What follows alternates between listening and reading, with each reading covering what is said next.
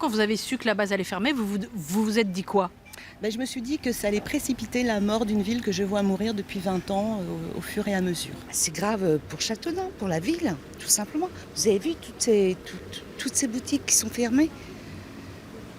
Voilà. Donc Châteaudun vivait avec les militaires et aujourd'hui, Châteaudun se meurt. C'est une nouvelle catastrophe pour Châteaudun. Après sa maternité, elle perd l'un de ses plus beaux fleurons, sa base militaire. Forte de 300 hommes, la plateforme fermera ses portes en 2021. Une décision prise par le ministère des Armées qui laisse pantois les élus de la ville. C'est une catastrophe. C'est une décision qui déjà fait complètement fi de l'avis et de la position des élus locaux. Fi également de la population de Châteaudun.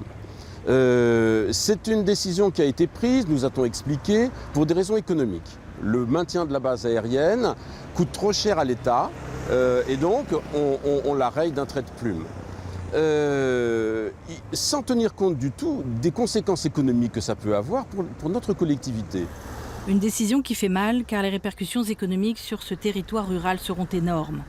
Pour sauver l'outil, certains ont des projets. C'est le cas de Fabien Verdier. Il souhaite transformer la base en un petit aéroport pouvant drainer une clientèle d'affaires et privée et pourquoi pas créer une filière aéronautique industrielle. L'atout est là, la piste est là, elle est en bon état. L'armée me le disait encore il y a quelques jours, des gros porteurs de plus de 40 tonnes peuvent atterrir et décoller depuis Châteaudun. La piste est aux normes OTAN avec 2302 mètres de long et 45 mètres de large. Pourquoi ça intéresserait l'aviation d'affaires? L'aviation d'affaires et l'aviation commerciale. On a 3 millions, une zone de chalandise de 3 millions d'habitants autour de Châteaudun, jusqu'à la Sarthe et au Mans, jusqu'à le sud de l'Île-de-France, dans un rayon d'1h20 de Châteaudun. Donc on a une zone de chalandise très forte si on compare avec d'autres aéroports en France et en Europe. La décision de fermeture a choqué également du côté de la région Centre. François Bonneau parle de conséquences considérables pour les salariés, pour l'économie locale et pour l'avenir de tout un bassin de vie. Il a demandé au Premier ministre de réunir sans délai l'ensemble des acteurs économiques pour revitaliser le site le plus rapidement possible.